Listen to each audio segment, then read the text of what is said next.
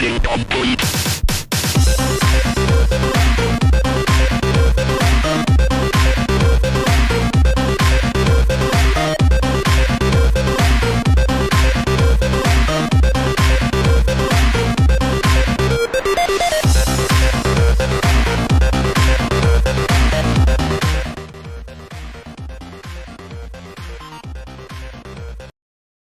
Gonna go ahead and cut the music there. Welcome one and all to the second episode of this new edition of the Reset Button. I'm super pumped. I hope everybody else is. Because, like I said, this is just the second episode. It's a completely branding of the way we used to do things. Now, we're doing it with a bit of kick. I'm bringing some folks, and I know that maybe you know, maybe this is the first time you've met these folks, but they're great. They're from my past. And they're from a lot of the past that has been in some people's childhoods. Specifically you, sir, Mr. Bryan Baker over there. And part of someone's childhood? Oh, you're part of many people's childhood. Whoa. Yeah. I know it's hard to think of that, isn't it? I mean, there's gray hairs in this beard now, so it was probably bound to happen at some point. There's a lot of people that are like, yeah, a lot of people are like, I remember old school ScrewAttack. I remember that. And this guy was part of it. So Bryan Baker, formerly of ScrewAttack, now Rooster Teeth. Yep. Man, I remember when did you first come on again? Was it early 2009? So I started as an intern. It was May 2008. So yeah, because I had the intern summer and then started doing freelance like video game vaults that fall. And just kind of hung around long enough until I wound up on staff. I was trying to figure that out recently. Like, I don't recall the exact dates of like when all of the like changes happened. I just remember May 2008 is when I like started. Okay, so it was a little before then. By the way, thank you for that sub. I appreciate that. Absolutely. Helps continue shows like this and all sorts of nice, fun future endeavors. Happy to help. One of the first things I remember that when it came to you being on camera, I'm going to throw this out here and see if anybody else straggling in remembers this. Oh my. So, who remembers from ScrewAttack the Backstreet Fighter boys? Oh boy. Oh yeah. The Backstreet Fighter boys, because one of the scenes where it cuts over to an arcade game, it's you and it's good old ADD at work. I don't know if you remember being in that video. I'm trying to real hard right now. Maybe. Yep, it was you and Mark Carr that was in a random B-roll shot. Yeah, it's like I know I didn't have like any kind of like lead role in that. It's like, well, yeah, had to have been just some kind of like, yeah, just B-roll supporting cast sort of thing. Mm-hmm. Like I remember the song. Who could forget that song? I can't quite pull all the video back out of my mind. I mean, it showed off Chad's amazing dance moves that nobody knew he had. Oh God, that's something I also forgotten about. The boy is multi-talented for sure. That's true. That's true. So before we start cracking into like your background and your history and everything like that, first off, I want anybody who's coming in here right now watching this thing, anybody and everybody, just to give you a big hand because, like I was saying before we went live, you have transformed into a beast, my friend. Oh, thank you. I appreciate that. You have gotten the swole on. What? It's good to see you still got the beard. I appreciate that. The lights. Look at that. The camera's not that great. It's like blowing out, but there you go. There's something. Look at that. I mean, what happened there? Because I don't remember you being like shredded and swole ever being a thing before. Was that just like a COVID came along and now I've got a goal kind of thing? I mean, I think part of it was like, it was definitely kind of like on my mind just to get in better shape. As we all should. I had like really kind of started somewhere in like probably fall of like 2018 or 19, somewhere back there. And like it was just something I didn't like make a huge like public deal about. And then yeah, like so I was kind of just working on it slowly on my own. And then Hmm. like COVID hit, which then like even for like coworkers, we generally like lost that like daily update of each other.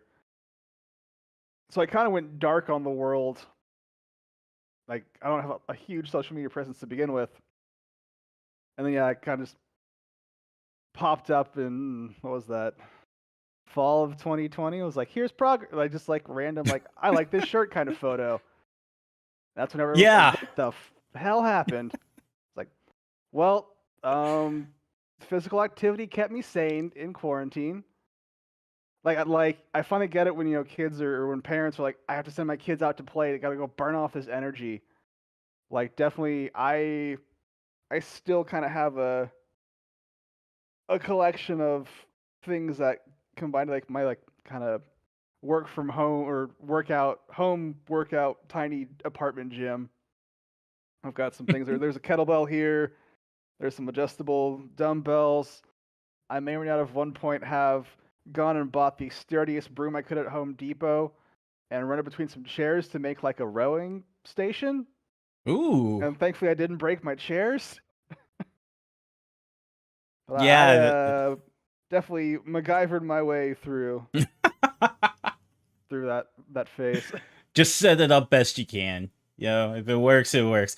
At least you're not like trying to do like some sort of really MacGyver chin ups and like breaks you fall to the floor. That would suck. No, I looked real long and hard to find like the like safest.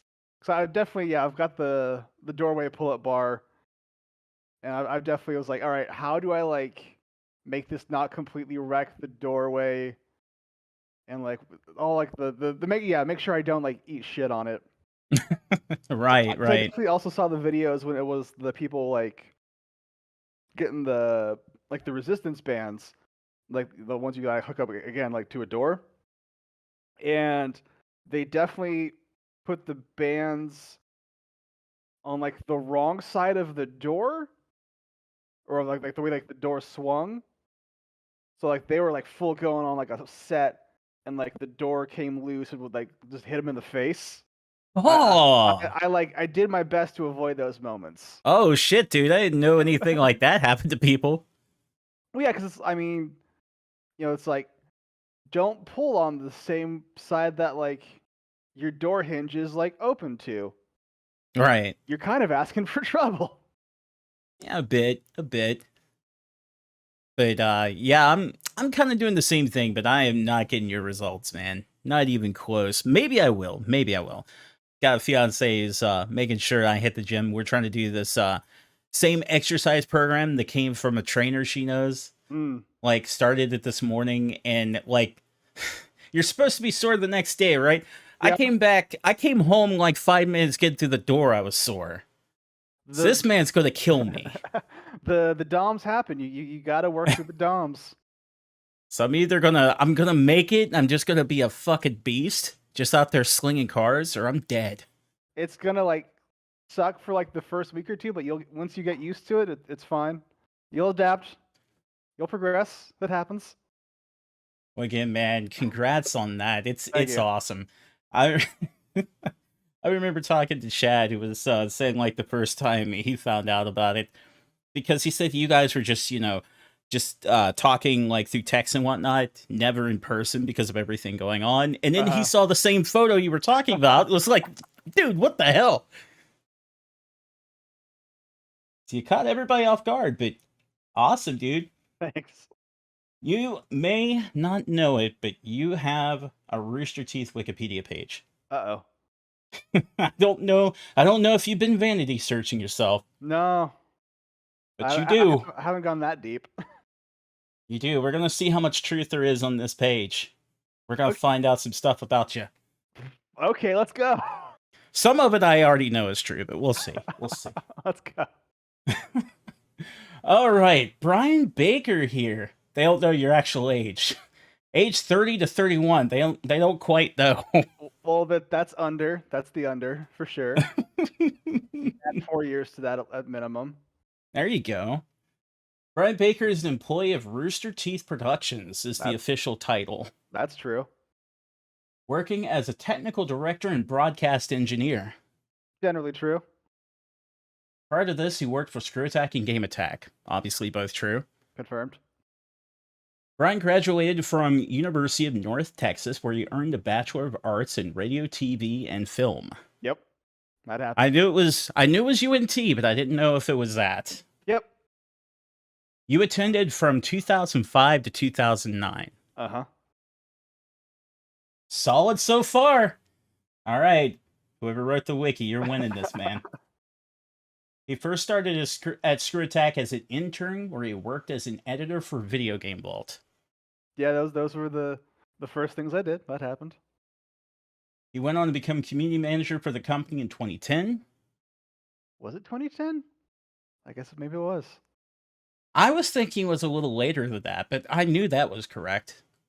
Yeah, I definitely did. That's one of those ones where I don't recall the exact year that it happened. I know it was before we moved into the Lake Park or into the Game Attack store to make it the next HQ.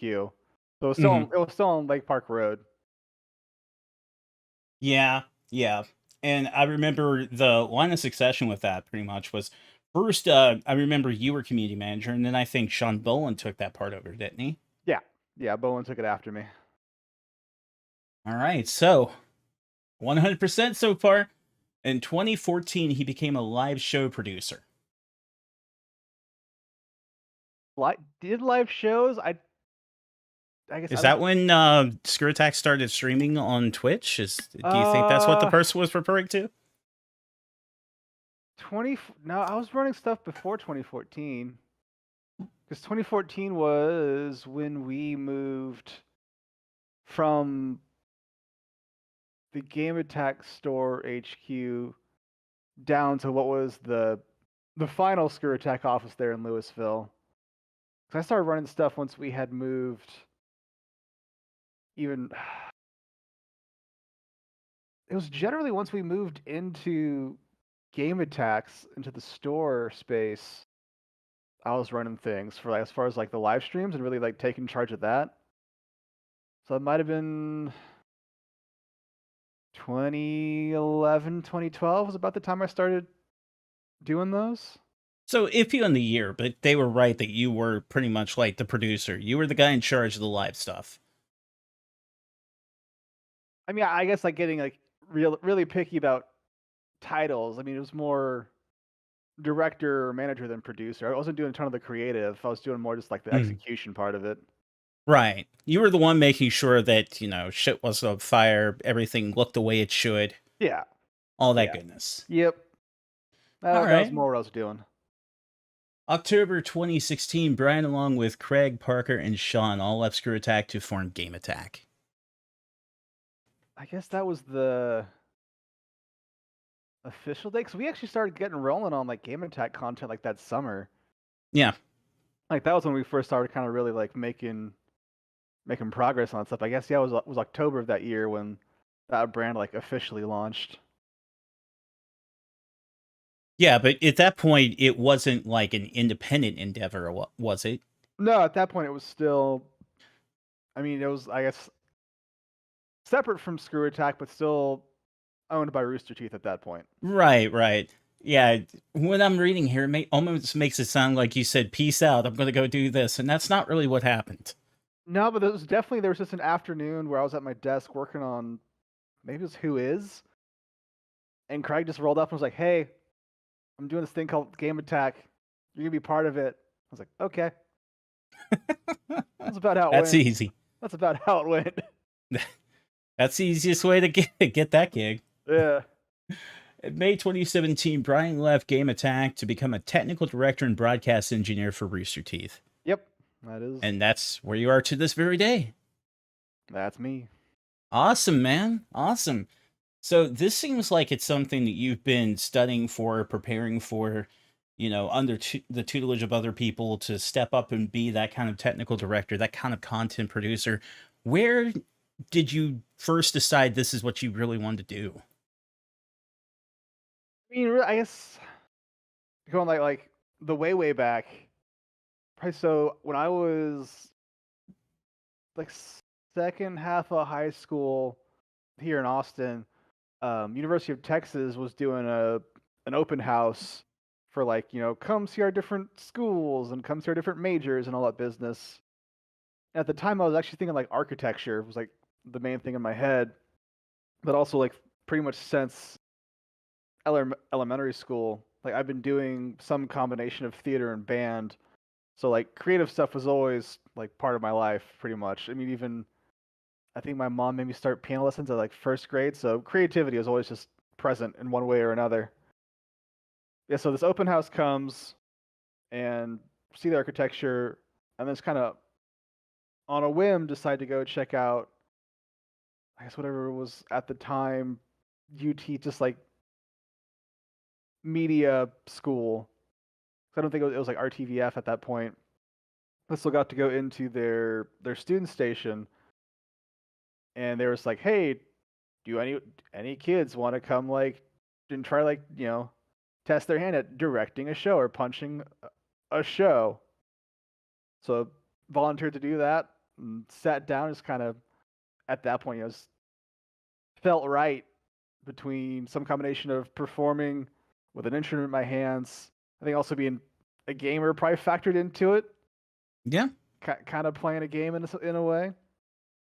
So I was always kind of going to college with the intent of doing something broadcast in one way or another. It was always kind of the plan. I didn't stumble into this kind of industry the way other people have. And it doesn't always have to be the straight and narrow of everything. Like the job I do, which I've mentioned on here before. So if you're a regular, if you're not, you'll figure it out. But no way the path I took would lead me into this government position I do. It's ridiculous, but sometimes there's plenty of different ways to get to where you need to be, man. Oh, for sure. I think I feel like I think maybe it's because it's being on the internet, at least for a long time, it seemed like just almost feel like the exception than the rule, rather to have gone to like for it to like always be like the plan and to actually like end up there. At least as far as like being on like stuff that went to straight to YouTube was concerned. Yeah. Well, so thinking of the best way to ask you with this one, because I know the place you went was not a very big, well-known place. So I guess first thing I'd want to know is where did you think you were going originally once you graduated? Well, so I guess it was.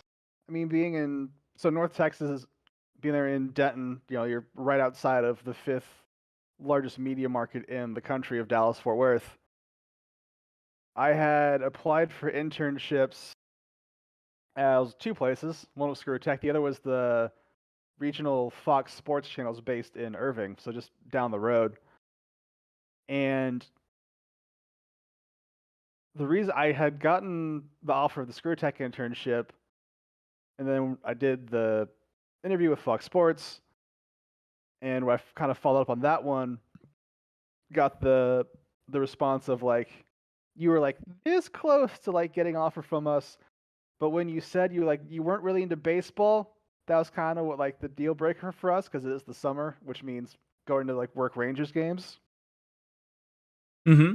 So, I mean, I guess like I mean, yeah, I had the ScrewTech internship going into my senior year of college, and then I was, freelancing afterwards with them. So I already kind of had that balance of like I can do this freelance stuff, and I've got like a on-campus job. Between those two, I'm like paying the bills, and while that's going, I'll try to see what else is in like in the field in the market, and just as time wore on and like ScrewAttack kept progressing and growing, I was just doing more there, and I just didn't really kind of feel the need as much to kind of go elsewhere. So Mm-hmm. it's like I liked who I worked with, I liked what we were doing, I liked where it seemed like we were heading. So like I didn't intend, I guess, to be at ScrewAttack the way that I ended up being that way. It just kind of worked out that way. Just kind of fell together. Yeah. That's awesome. And how did it feel to think, like, you're going in there, you're an intern, you're editing the video game vaults like we talked about. Basically, you're becoming the internet's version of, like, X-Play, of different stuff like that. So how did that feel, to know that you were doing, like, an online version, kind of pioneering that stuff at that point? I think on like the day-to-day, really didn't think too much on like kind of the broader scope of things. That's like kind of something that I think comes up more in hindsight now. On the day-to-day, it was I get to go to work with like a bunch of my friends, and I know we're probably gonna end up doing something crazy in one way or another, and we're gonna have fun, and we're gonna make something fun, and we're gonna put it out for people that like to see what we do, and we're just gonna see where it goes. We weren't worried so much about the long term, the big picture of it. We were just trying to make this thing go as best we could. And I would say it went pretty well, considering, like I said, you are a part of the childhood of quite a few people out there. Whether you want to believe it or not, man. That original lineup of everybody with old ScrewAttack, people say it all the time. I miss old ScrewAttack. I miss Chad and this guy and that guy, and you're always one of the people brought up. Oh, so there you go. There's people out there who think you're fantastic. Dude, you got your own wiki page. If that's my validation, I'll take it. You got validation, my friend. You've got it. Looking back in hindsight, now, like you said, because you can't think of it in the now. Hindsight is when it really hits you, when you're looking back. Looking back, do you think, like, a lot of people like to say, don't hype it. Let it be its thing. Do you think it was that big of a deal when you're looking back? I mean, it just definitely, like,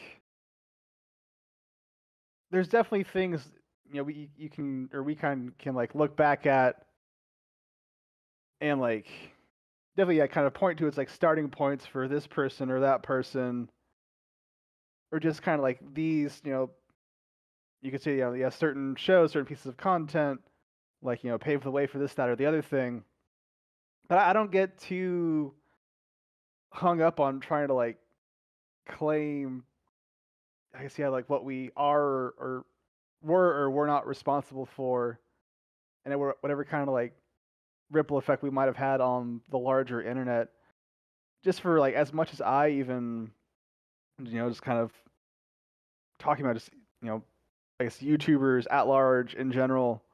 There's so many people out there doing things that could have done something similar or the same, and that could have been seen by someone else, and it ended up, having that same similar effect.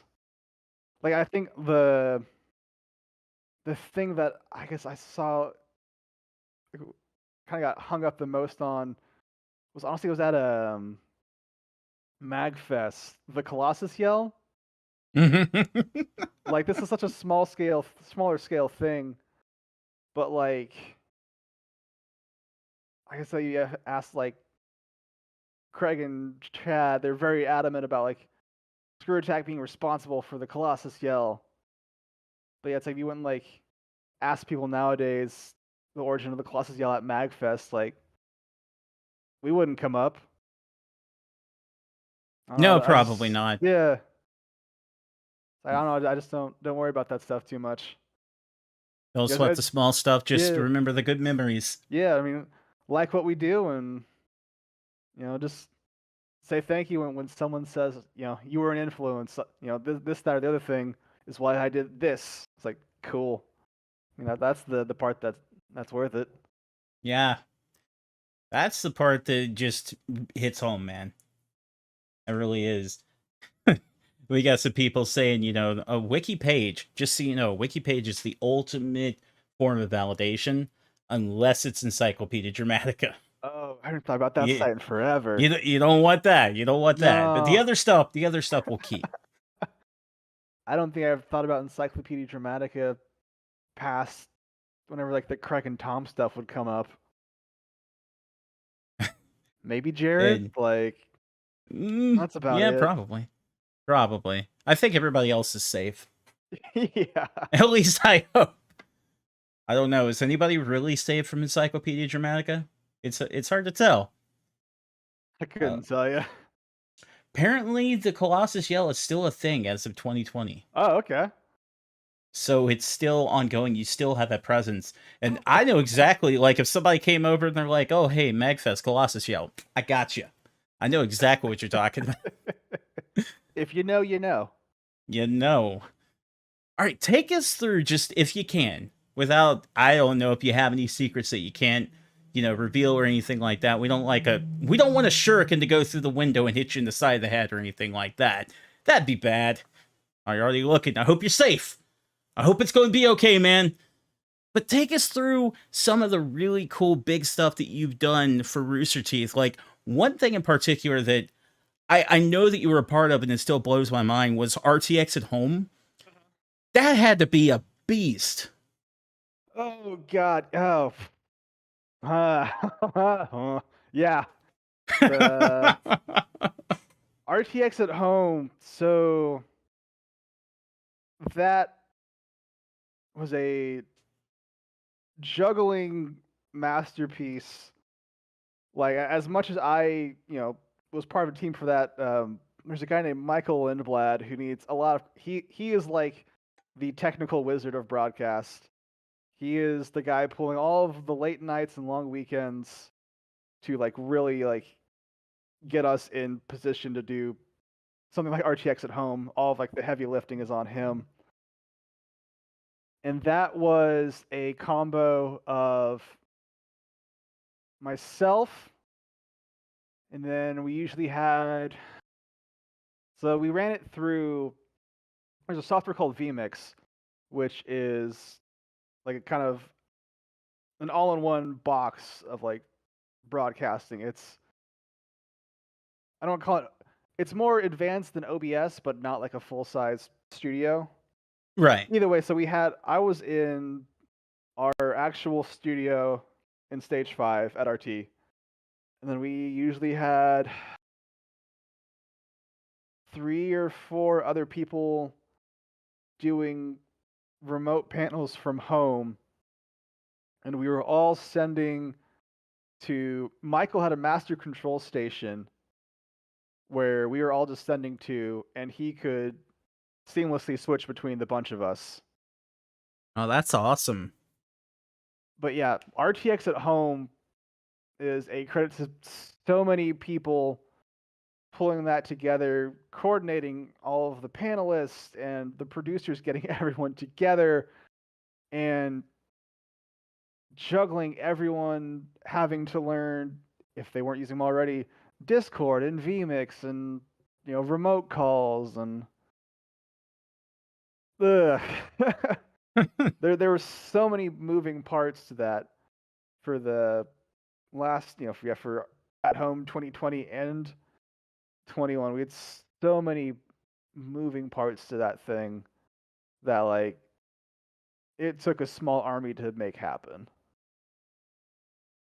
Gonna pull from a quick question from Chad here, because I'm sure this ties right into it. Dumpster Monkey wants to know, how did the virtual meet and greets work? What was the technical wizardry behind that?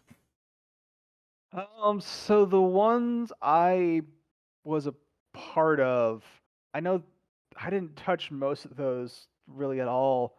I know we had another like third party system that their service those ran through. Because even the ones that I did, we had to.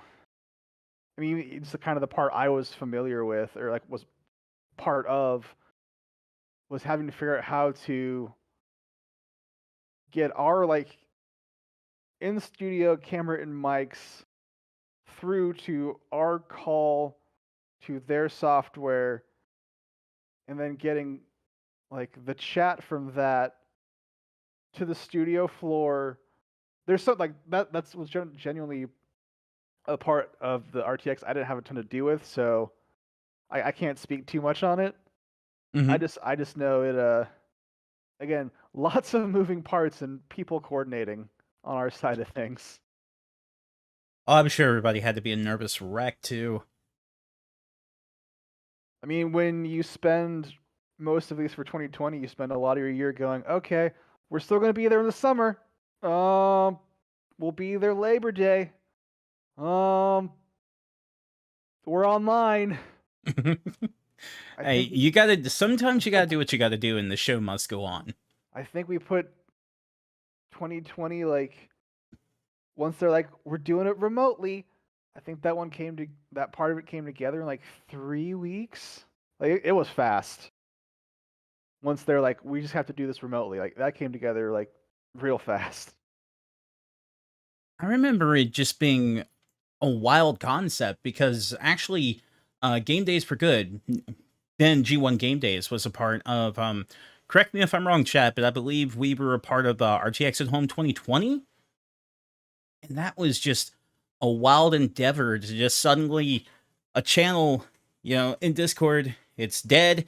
It's live. Everybody start talking. Everybody start answering questions, and then dead again. Everybody get your mics in sync, and had to test all these things. And I don't know about all the other folks in the group, but I was just like, oh shit. And we did that for like 10 days. Oh my god. Uh and I have to see circuit court judges for work every day. I'd rather keep seeing the judges personally. No thanks. No thanks. That's just my god. Okay, well, I'm going to switch gears a little bit here because we talked about how much of a beast Bryan Baker is. We know that. How much of a technical wizard Bryan Baker is when it comes to making shows and putting them together and making them happen. We know that. What does Bryan Baker do to relax? Um, I I think in the last actually on the things I can't relax on. So I managed to get a PS5 in September. I Congrats. bought it with Deathloop. And for some reason I could never get off the first beach of Deathloop. And I Oh, was like, weird, I guess I caught some like weird crazy bug. So PS5 sits there for like 6 months as just a expensive decoration. Horizon Forbidden West comes out. Get that. Game also like crashes on me. So I actually just yesterday I shipped off my PS5 to I guess Sony's like repair center. So they can be like, yeah, it's probably like overheating or something. We'll fix it. I'm fingers crossed on that one. it's wild. Yeah. It's like I haven't really heard of like PlayStation 5s having problems like that. yeah, because it's not I guess not as like widespread as like I mean you think the Xbox 360, the Red Ring of Death, or like PS3 yellow lights. It's not that I guess as that like common, but Yeah. still happen. I didn't realize I don't in the last 2 years now. Oof. Um, I don't think I've like watched nearly as much anime in any other 2 year span as I have like in pandemic times. Either like new stuff or like catching up on Mm-hmm. shows. So a lot of that. I've got I guess now that like yeah my PS5 is off and I'm like hoping and praying for that. I also bought Sifu, so I'll probably start Sifu. I'm not familiar with Sifu. What is Sifu? Sifu is it's like a so it's like a martial arts game. It's the developers like love letter. It's like Hong Kong action films, Hmm. but it's also a roguelite. Kung Fu roguelike. Yeah, Fuck it, I'm down. I've actually been hopping back on Into the Abyss recently. which is like it's a turn-based strategy, another roguelite. Been hopping back in that because I still had some medals to go get. I guess kind of my big thing has been, this Austin got its first professional anything team last year. I've got season tickets with some Nice. friends, so that's probably been the biggest thing. Although it's 2 hours of not maybe unwinding, maybe winding. Depends how the game goes. Depends how the team's doing. They're new. They're not the best. They have their moments. They gotta start from somewhere. I mean, you stick it out, you know? Exactly. It's just like I mean, so today they got a draw against one of like the better teams in the league, so progress. there you go. Like, for anybody who doesn't know, and I'm sure everybody knows Marshall University, the movie We Are Marshall. So that's my alma mater. I graduated from Marshall University. There used to be an annual football game between Marshall and WVU called the Friends of Coal Bowl. And every single year, WVU beat Marshall. There was not a single year that Marshall won. Not one, not ever. But you still you still show up as a Marshall alum to the game, even though you've already read this book. You know what's going to happen, but you just got to show up. You got to support the team and not look horribly disappointed at the end. Those are the rules, man. Sports fandom is weird and painful. Oftentimes, fandom can be weird and painful. And painful in general. Bring out the pain. It's like being a Nintendo fan. You're asking for trouble. You just it's more tangible, I guess, than like other fandoms that people seem to lose their shit over, like Star Wars. That's just a bit more tangible. Yeah, I don't understand it. I mean, there's a certain Star Wars movie, here or there, I could say, maybe it could have been better. Maybe it wasn't entirely for me, but I don't think it's worth, like, freaking out over, but that is fandom. True. That was also, that was a lot of ScrewAttack fandom, too, because, when there were reviews of different things like that, people just lost their minds. Did not agree. I vaguely remembered recently, I think it was one of the last written reviews I did. It's like it was, what was the final, the Batman Arkham Origins? Was that the final one of that trilogy? Yeah, before it went to Arkham Knight. Yeah.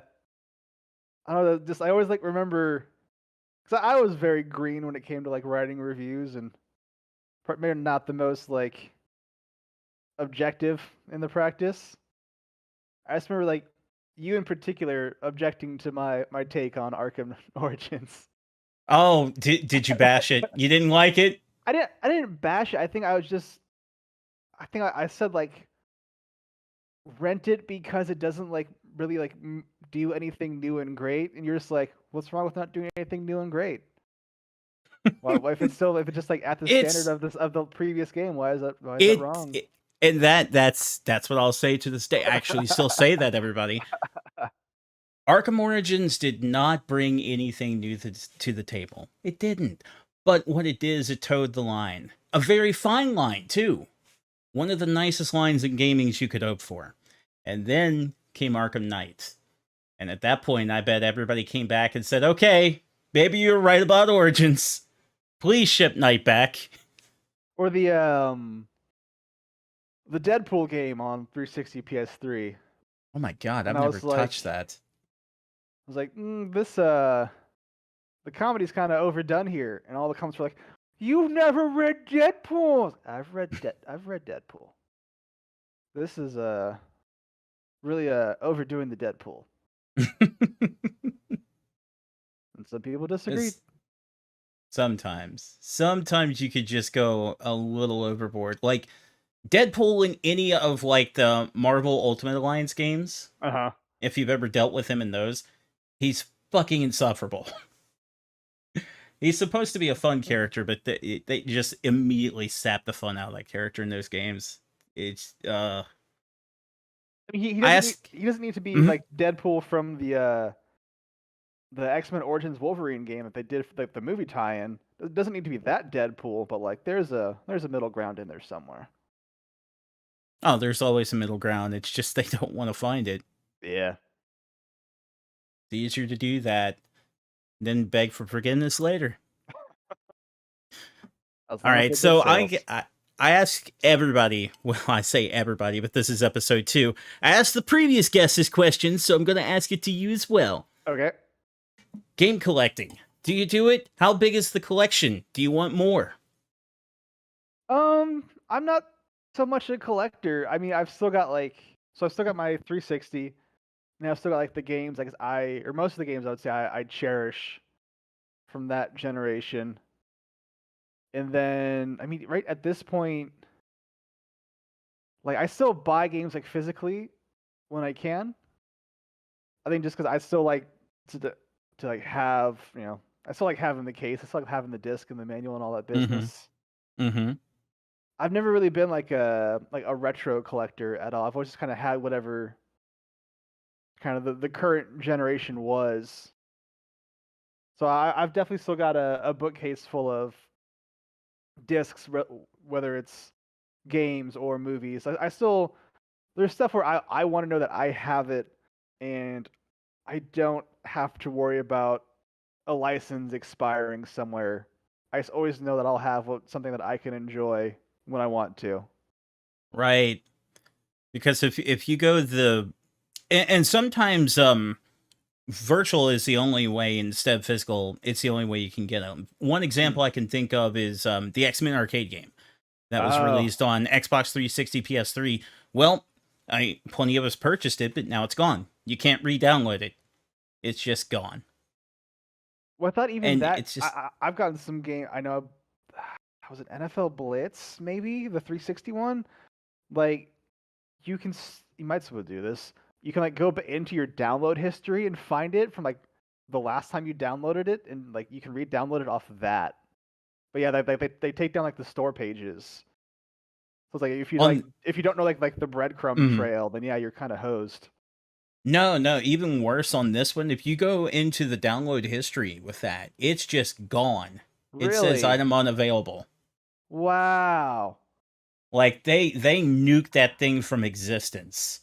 Let's see. Wow. Well, I bet Chat here says same thing with Marvel vs. Capcom 2, Turtles, and Simpsons. They've all been nuked from existence.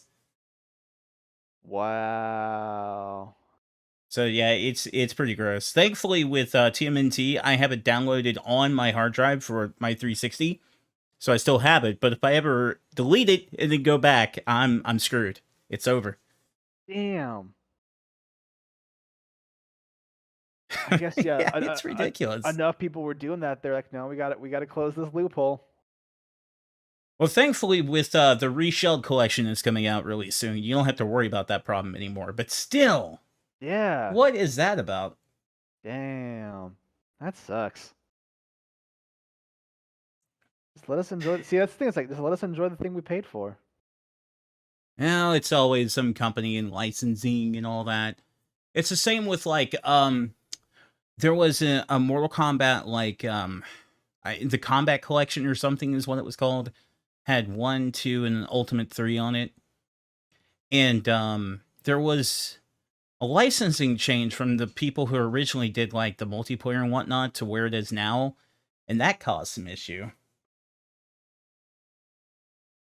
Yeah, dumpster monkey in the chat. Yeah, I haven't thought about the PT situation in a while. Yeah.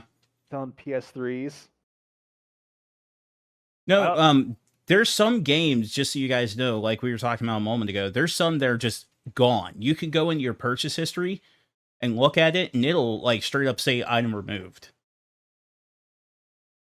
And that's why I understand that there's certain games out there, virtual is the only option you have. I get it, digital. I keep saying virtual. But nah, most of the time if I have a chance, it's going to be carts like you have behind me. Because otherwise that just sucks. Yeah, and just Johnny Chase mentioning Scott Pilgrim. I thought about getting the I guess they had like the PS4, Xbox One version of that, and I never got around to it. Let me ask you this one, Uh, because I know you said that retro isn't your biggest thing. What is your bread and butter system? What makes you feel good to sit down in front of? um, hmm. I mean, like I mean, PS2 is there. I mean, I Not a guess bad like choice. I mean, it's kind of a broad statement, but anything with Halo on it. Actually, kind of going back to the question from a while back of in the free time, Halo Infinite. So much Halo Infinite because It's so good, isn't it? yeah, well, it's got problems, but my friends, being that we are all middle-aged people with lives, one of them is with child, soon to be like another one in our group to be with child. Like, two of us are here in Austin. The other two are in just other parts of Texas. Like, we'll see each other, every so often. But like more than once a week, we'll still squad up on Xbox Live, and we'll be those 9 to 5 gamers, those dad gamers, just trying to get our kills where we can. Like, we actually met up a couple weeks ago. We went to one of the other guy out of Austin guys' homes, and he had 2 TVs upstairs in like his landing and 2 TVs in the living room, and we like. I mean, I guess the closest you can get to like landing a Halo game these days, and we did it. Ooh, nice. That was the closest I've gotten back to high school when we would Combat Evolved, and we would pack 16 people into one person's house and go all night. Oh, so you did a C, like original C LAN?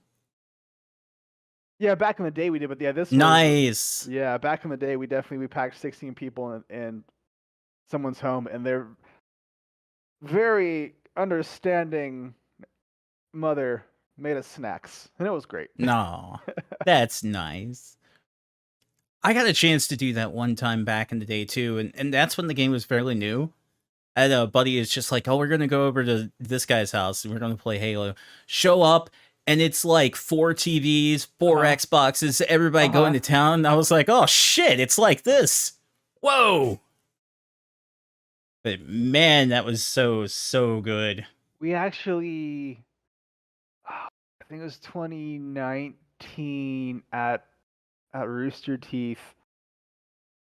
There was a random Saturday where we actually did like a little LAN party on our broadcast studio floor, because like for sets we have these 72-inch TVs that will roll out for just different set design things.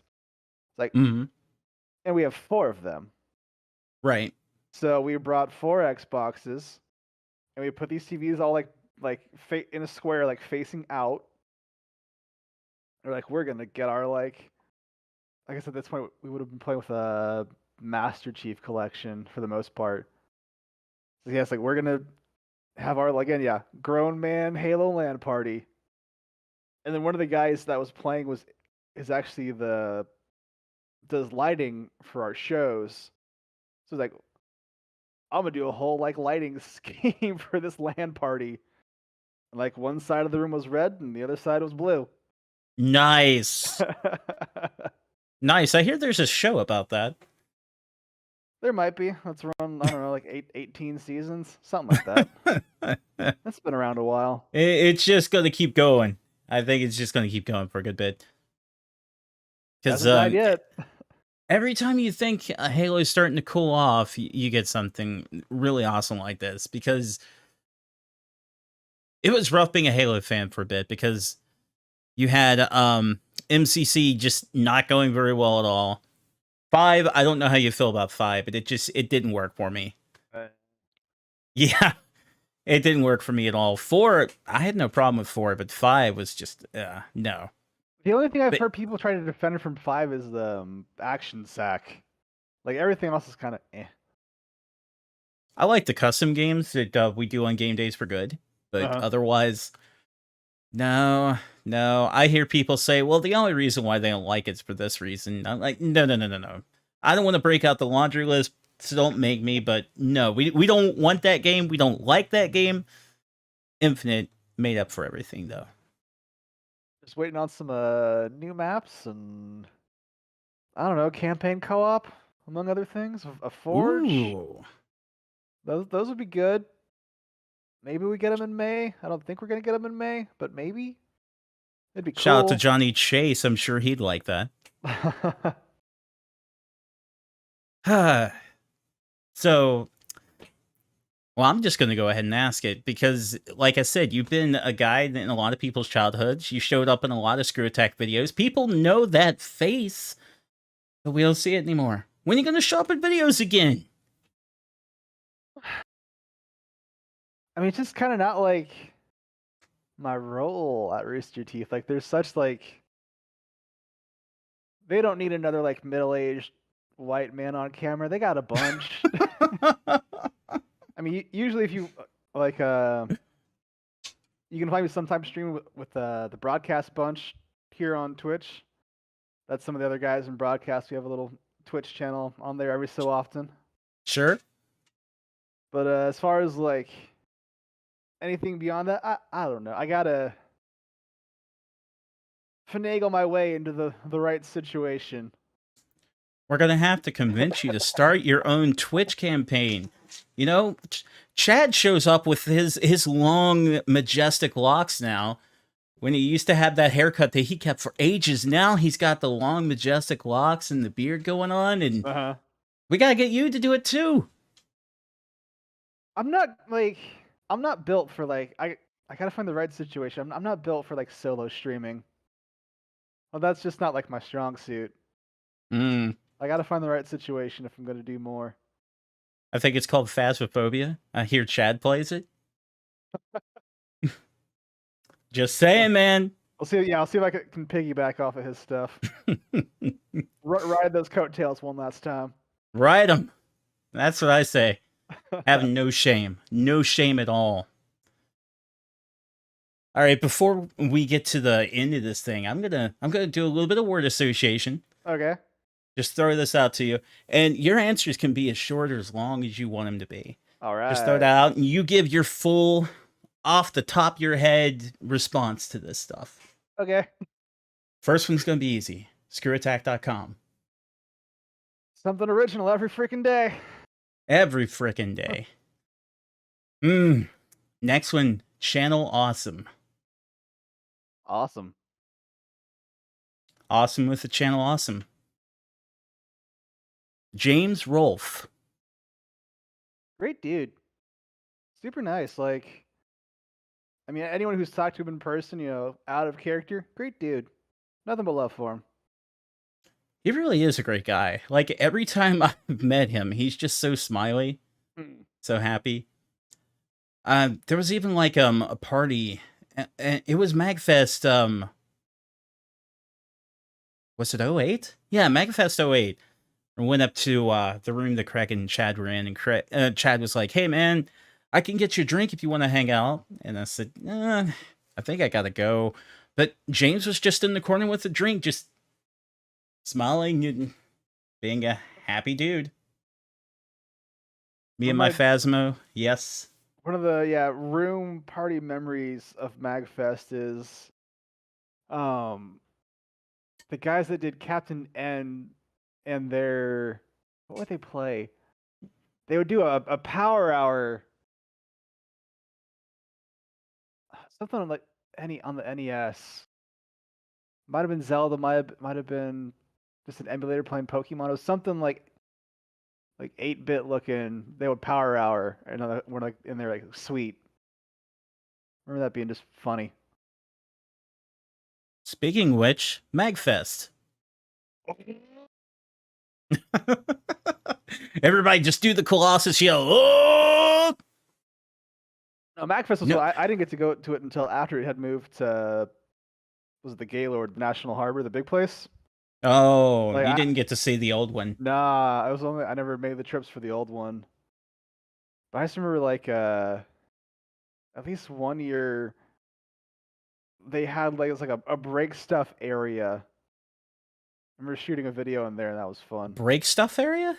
Yeah, it was like I mean you think like the have you seen the like break stuff rooms where it's like you can like rent out and like just smash things? Fuck no. Wow, Oh, this is crazy. yeah, those gotta have to be outside Texas. But yeah, it was an area where it's like just things that could be broken and you like paid and you could go in there and like break stuff. And we are going in there and shooting a video. I guess that's where all the copies of Shaq Fu go. And that's where they go to die. Yeah. Dumpster Monkey wants to know really quick, were you supposed to go to the trip that Chad and Ben were supposed to go to this year? No, Maybe you know. that one was like a death battle centric trip. Mm. And like death battle it's like I still like run the death battle cast as far as like directing and punching that show. I do that. But that's really my biggest connection to like actually working on death battle these days. This is doing their podcasts. Just making sure that's smooth. Yep. That's what I do. Okay. Death Battle. Grateful? Because I know like Death Battle, as it was growing, if you went into like the forums back then, and there was kind of that distinct line between the people that were there for Death Battle and everyone else. And like just a bit. Yeah, like I get that, but also from a professional and career standpoint, like that was such a turning point for ScrewAttack and like opportunities it has presented the rest of us and where our own lives have gone because of it. Yes. So for better or for worse, I'm grateful that Ben had the idea and Chad joined him on that adventure. Absolutely. That's something I've said as I've mellowed out and got on medication. But yes, and that was something I was a little salty about back in the day because everybody watching this knows I was a part of ScrewAttack News. I was the lead news editor at the time. And did Death Battle in that? Yeah, probably. But you know what? I've said before, I'll say it again. It's worth it. I'd do it all over again because you guys have had amazing careers since. I'm dead certain that's what led to the buyout. That and I mean the success of the convention too, I'm sure. But they saw a show that they could buy into and just piggyback off that and find amazing success, and they were right. Yeah, I mean without Death Battle, we're probably never on anyone's radar for that kind of buyout that happened. Like that show is responsible for a lot, and yeah, its ripple effects are a lot. So, for better or for worse, yeah, I'm glad it happened. And it's worth it that I don't get a chance, chat, to talk to these people very often, but I still consider Bryan, Chad, all those folks. I consider them friends, even though I don't get a chance to talk to them that often. I've told people multiple times, my number one and number two people. I'm sorry, Bryan, you're not number one. I hope you can handle it. My number one is Sean Hines. He's the best boss I've ever had. I said it last time too. I'm going to say it again. I'm going to say it until I'm dead. He was the best ever. And then hanging out with my boy Bryan. Definitely. But yeah, they're all great guys, and that show helped them have the amazing careers that they have now, so it's worth it. Absolutely worth it. I'm going to shoot over the chat real quick. Dumpster Monkey says, Death Battle brought me to the site, but I stayed for the community and clip of the week and screwing around.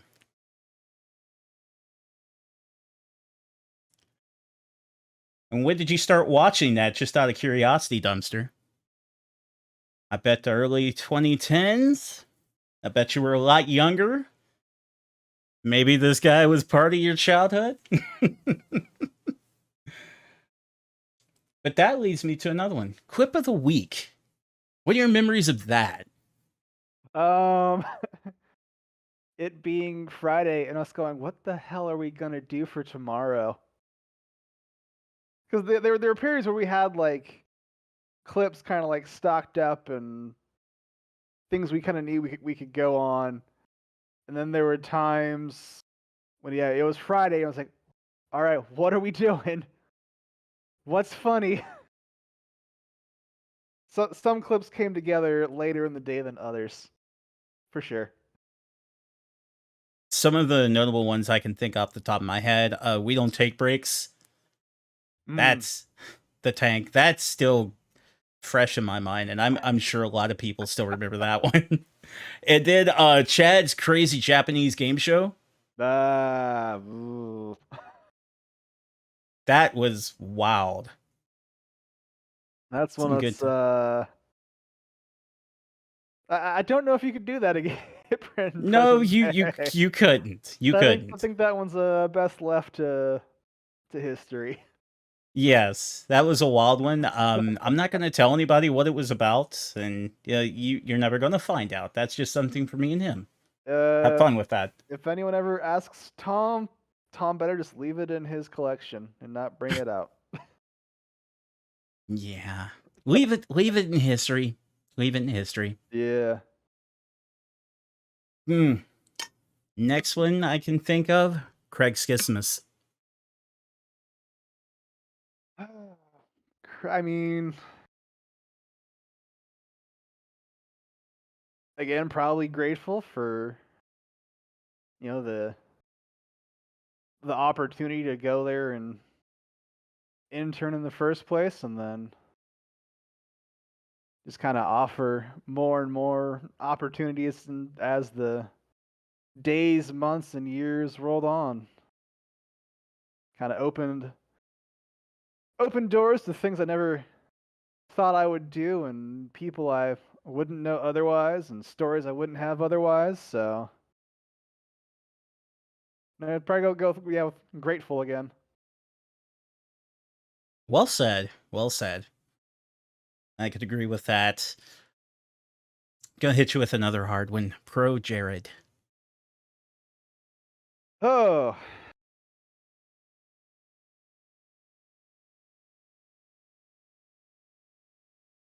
I mean, I'd say it's I don't have a ton to say on the kind of last things where he made headlines for less than great reasons, but I love the time that I worked with him. Got to go do cool things with him. He's a real creative guy, and Yeah. kind of the last thing he really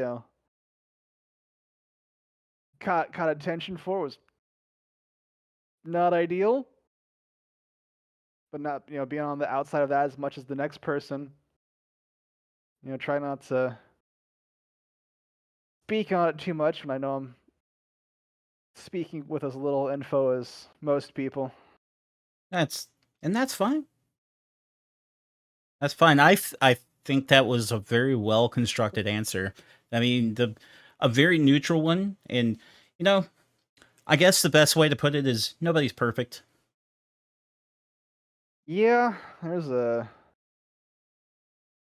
lot there to probably, as far as the parties that were actually part of it. There's a lot that we'll never know, and I don't feel compelled to force my way into knowing.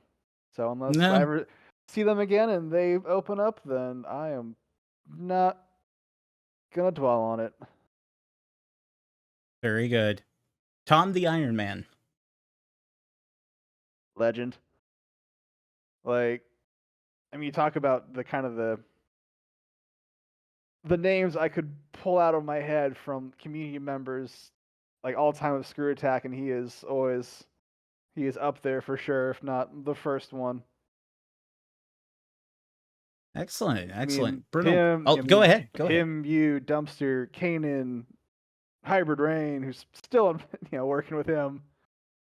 you know, Terra Corrupt, Sooner Matt, Catawolf. There's, I mean, so many. Yeah, he is.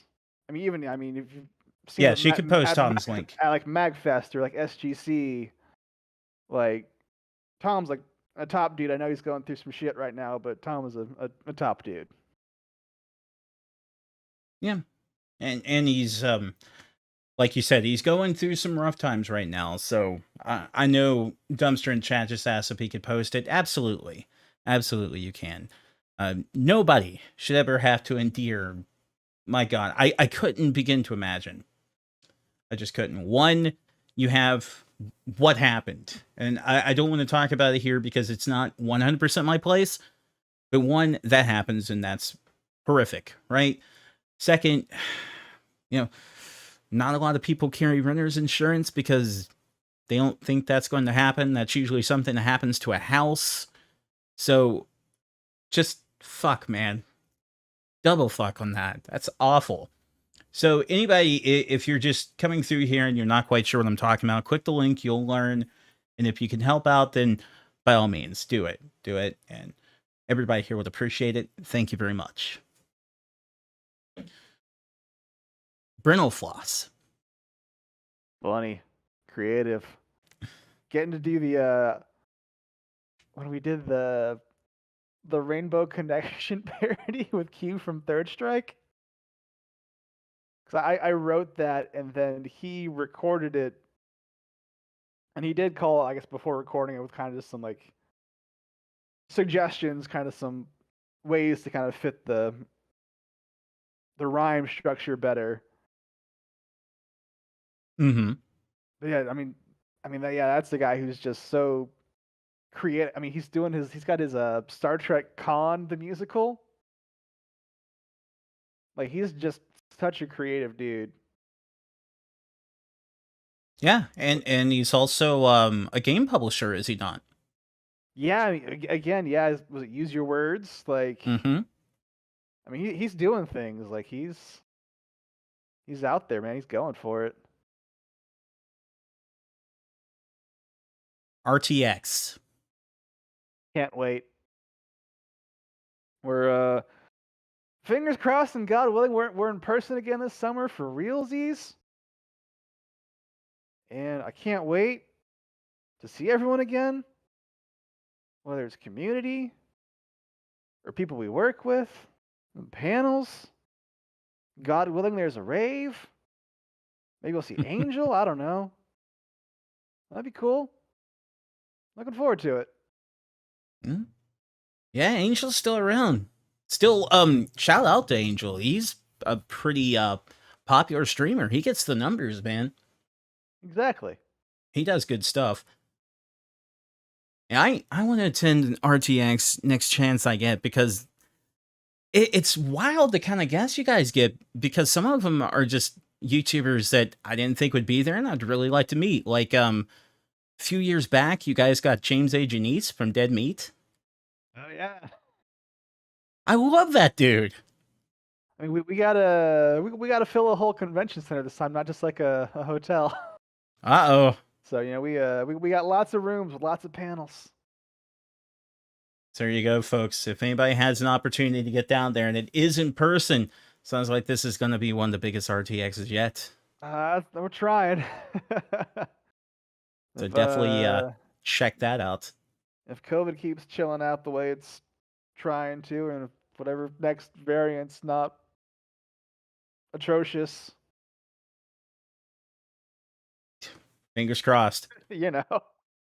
Fingers crossed. Just best thing I could say is I'm no doctor, but it's probably a good idea to follow what your doctor says, get your shots, wear your mask, wash your hands. Jeez. Do those things, make it sure that everybody is exactly. See, watch what he's doing. That's how you wash, and you'll be fine. Let's see. Angel is permanently in America now, right? Yes. Yes, he is. He is retired from the Air Force. So no more random tours overseas or anything like that. He's here. He's here to stay. He likes to do some traveling with his daughter, but most of the time you're going to find him over on Twitch. So check him out there. And I guess the last thing I want to ask you is the future of RTX. What are we going to see? What are going to be some of the features? Sell RTX this year to everybody. I mean, there's I don't think we've actually announced any of the events going on. So I can't really pull back a curtain because like if we I shouldn't be there's like one thing I know is happening. Oh, don't because I if was it's on the scouting trip for it. Anything else, I am out of the loop on. All I know don't say things you can't say. I don't want that shuriken to come through the window. All I know is, God willing, RTX is in person this year. Well, good stuff, man. Oh, I know what I'll hit you with. What would be your ideal RTX if you could put it together? I know you're saying that you don't have anything together right now, but if Bryan were putting it together, what would you want this year? If there was like one like special event part of RTX. Mm-hmm. What's been missing that you want? Huh.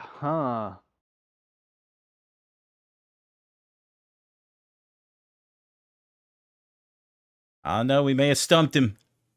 I mean, we have so much. Do you have a bouncy house? Well, it's like I could say like if DJ Cutman came to do the rave again, but like Grimecraft has been so good. Or like I don't remember if we really had like a